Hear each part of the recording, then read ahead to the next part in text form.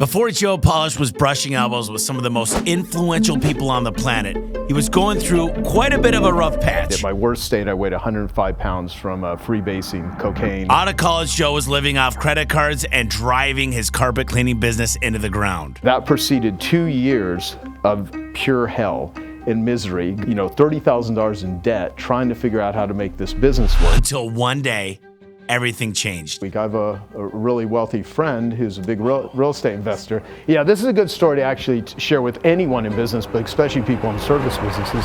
I got to sit down and talk to Joe about how he kicked his addictions to the side. He built a multi-million-dollar mastermind, the Genius Network, and the secret sauce on taking your marketing to the next level. Why don't you tell us the beginnings? You could start in high school, just how you had to turn your life around, and then how you started dominating home service. When I started out in business, I was a carpet cleaner, and the reason I got into that business, I was an addict in high school. I was a cocaine addict, and at my worst state, I weighed 105 pounds from freebasing cocaine. There was 1 week where I just didn't eat anything, and I got as low as 105 pounds. I moved away and went to college in New Mexico State University, lived in a trailer with my father for a couple years, mainly to get sober. I never got a degree in anything, but I did start exercising and working out, and I started doing sales. It doesn't matter how technically skilled you are. If you don't know how to sell something, that's challenging. Then I got a job in a mental hospital, and I would drive the patients to AA meetings. I would sit there as an employee, and I would listen to these people with just the most difficult challenges, and that was my first exposure to community,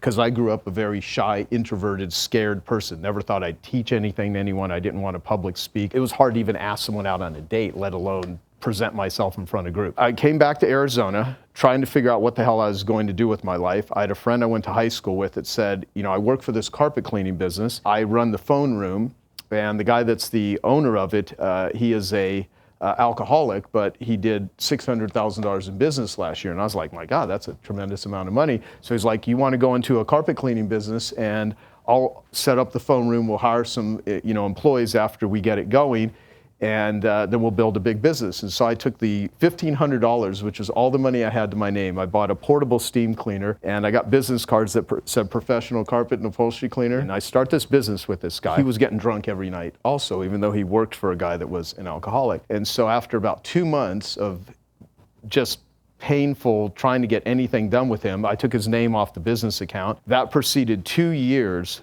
of pure hell and misery, going $30,000 in debt, trying to figure out how to make this business work. So I have this chemicals and equipment. One day I have a friend, he calls me up and he's like, do you want to go jet skiing this week? I have a really wealthy friend who's a big real estate investor. When you're broke, you don't have a lot of motivation, let alone any discretionary income to do anything. I'm literally almost starving at this point in my life. He said to me, you want to go jet skiing? I'm like, nah, I got a lot of work this week and I'm just trying to make it work. I tell my friend, I can't go, but he mentioned he had this wealthy friend that had this business. And so I said, well, yeah, maybe I'll come out and go jet skiing with you guys for a little bit, because I was like, maybe I could talk to the rich guy and he can give me some advice. So I drive my piece of crap pickup truck out to Saguaro Lake. I have a chance to sit on the tailgate of a pickup truck with this rich guy, and my friend Pat and this rich guy's other friend were out on the 2 jet skis. I said, I hear you do really well in business, and I have a small carpet cleaning business, and I'm looking to get into another business because it's just a really difficult business. And I was wondering if you have any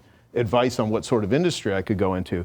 And he said, well, is there anyone in this business that you're in that's making money? And I said, well, there's a couple companies in the Phoenix area that do over $1 million a year, and that's a lot of money to me. And he said, well, if there's other people that are making money in this business and in the industry you're in and you're not, there's nothing wrong with the business you're in, there's something wrong with you. And I was like, well, no, I've gotten certified and I'm trained. A lot of these companies do bait and switch advertising, and I do a really good job. I care about people, but they've been established for a long time, and it's difficult. And he said, well, look, young man, you're like most people. You think the grass is always greener on the other side. And he goes, if you think you're going to go into another business or another industry without learning how to make a business work, you're going to repeat the same bad business habits that have caused you to be a failure like you're having right now in your own business. And I was like, well, shit, that's not the motivational talk that I wanted. And I still made excuses. I said, well, yeah, but a lot of these companies have been around a while. They're willing to do things ethically that I'm not willing to do. They do high pressure selling. He goes, look, He goes, what you need to do is you need to learn fundamental business skills. If you can learn how to make a business work, then you can take those skills anywhere. He goes, if you try to learn the skills of another industry, you're going to spend another 6 months, another year, another 2 years learning the technical skills of another business so you can go out and repeat the same bad business habits that have caused you to be a failure in this one. At the time, this was the most instrumental conversation I'd ever had with anyone else that changed the trajectory of my business. But what I did when he said that to me, I made a commitment that I am not going to get out of this business till I figure out how to make it work. And I said, I live in America. I have a lot of anxiety. I have a lot of stress. I'm a neurotic person. I was, recently a full-blown drug addict a couple years prior. And my life was hard, but I was a hard worker. And I had this drive, and I had this dream, and I had this vision. So I kind of used it as a game where I said, there are other people that are making more money than me. They know something that I don't know. What the hell do they know? And how do I figure it out? What were the basics that you just said, okay, you studied marketing, you started reading, readers are leaders, networking. What were the 5 main lessons you took that you said, man, I wish I would have known this before? So I'll say some fundamental stuff. So it takes just as much effort and energy to get a singular sale as it does to get repeat business over and over again. You can either be in the transaction business or you can be in the relationship business. So whenever you're selling anything to anyone, don't just try to sell them something once. Try to develop and sell a relationship, because the lifetime value of a client, this is Jay Abraham, who's a great marketer, a good friend of mine.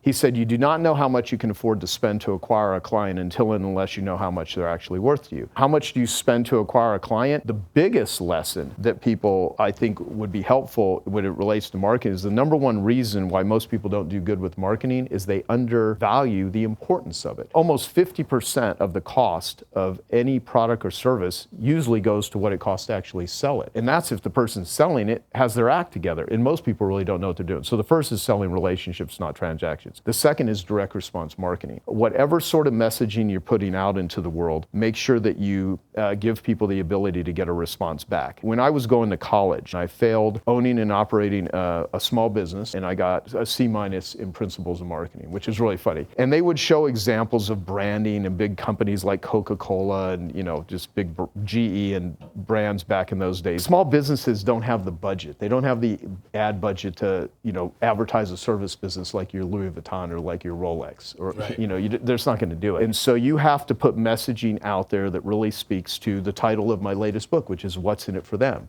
People don't care about you. They don't care how much you work. I had to figure out how to successfully sell something that nobody wants to buy. Nobody wakes up every day and says, man, I really hope that the garage door breaks. I hope the cat pees in the corner. I had to figure out how to successfully sell something nobody wants to buy. So I had to figure out how to speak with an emotional language where you're using headlines and you're using offers. And so you can either be a world-class copywriter like Roy Williams, Wizard of Ads, right? Who has this magic ability. But if you don't have those skills, what you can do is you can educate people. Any problem in the world can be solved with the right sales letter, as a quote by Gary Halbert. My favorite definition of selling is getting someone intellectually engaged in a future result that's good for them and getting them to emotionally commit to take action to achieve that result, with the key words good for them. Because there are ways to get people intellectually engaged in a future result that's bad for them, like eat this crappy food, watch this porn.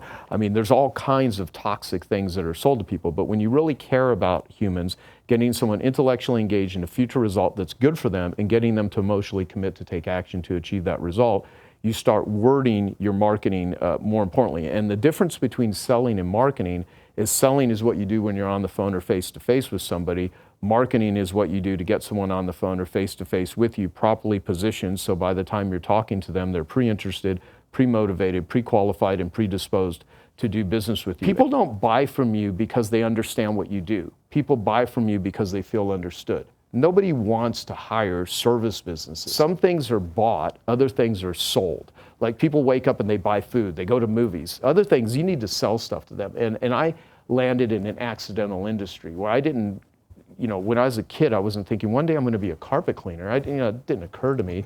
But it's like it's an accidental industry. So anything you put in front of somebody in advance is marketing. When I was first trying to get business, I was knocking on doors. I was making phone calls. I was handing out business cards. They knew nothing about me. And if you don't have any marketing and you're just trying to sell someone, I would use this. It's kind of like tapping someone on the shoulder in a nightclub that has not even made eye contact with you. They turn around looking, and you're like, would you like to sleep together? What would happen? You're probably going to get slapped in the face, or they're going to call the cops, right? But that's how many people try to generate business. They develop no rapport. The people have seen nothing in advance, and they think that yelling is selling. So the consumer guide, I ended up using my credit card to pay a copywriter to write my consumer guide, and it said, Consumer Guide to Carpet Cleaning. Read this guide and discover 7 questions to ask a carpet cleaner before you invite him into your home, 8 mistakes to avoid when choosing a carpet cleaner, 6 costly misconceptions about carpet cleaning, crawling critters and crud, a guide to the slime, grime, and livestock that's seeping, creeping, and galloping through your carpet, how to avoid 4 carpet cleaning ripoffs,